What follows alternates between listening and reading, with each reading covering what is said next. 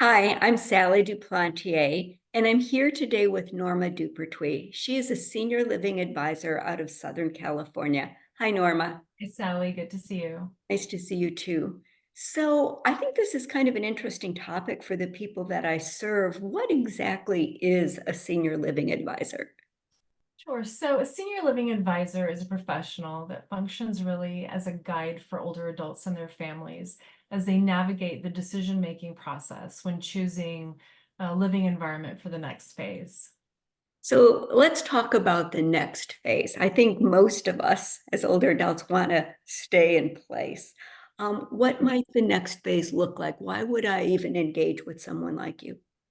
So, let's say, for example, that you are living alone at home, you're recently widowed, and you no longer feel comfortable living at home by yourself. You're wanting more community, you feel a little bit isolated, and so you'd like to explore moving to an assisted living community. Another example might be someone that's being discharged from a skilled nursing facility after hospitalization and needs to find an increased level of care.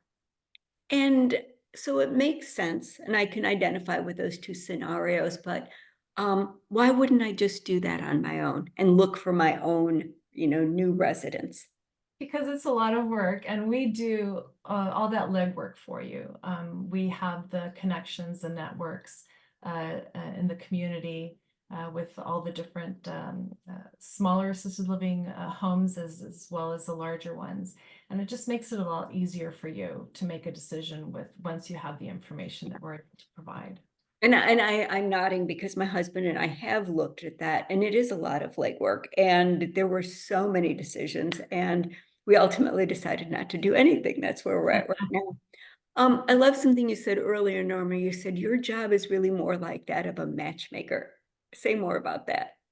Yes, so I often tell clients after a successful placement that the process for me feels more like one of a matchmaker. There is a lot that goes into each decision. Every person is a universe, and there is no one solution for everyone. And so it's a really specific, detailed, emotional process for everyone. And it feels more like a matchmaking service really than a senior living advisory service. Yeah, I get that. And so I know you serve Southern California. We have an audience really all over the country. So if I'm looking for a senior living advisor, what should I look for specifically? Well, of course, there are the obvious things like expertise, experience, but I guess the main thing I would say, because it's a process that can be emotionally wrought for clients, to really find someone that you connect with, someone that you can talk to, someone that listens to you and what's important to you. And will really be your advocate. Am I right with that? Absolutely.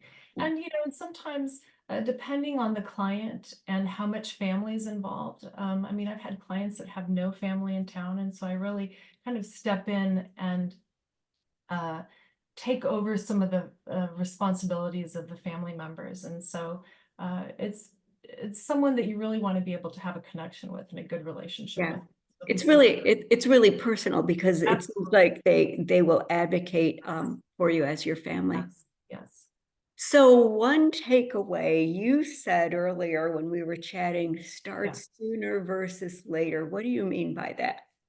What I mean by that is so often the decision to move to an assisted living community is made in a crisis after a fall, hospitalization. The older adult can no longer return home and live independently.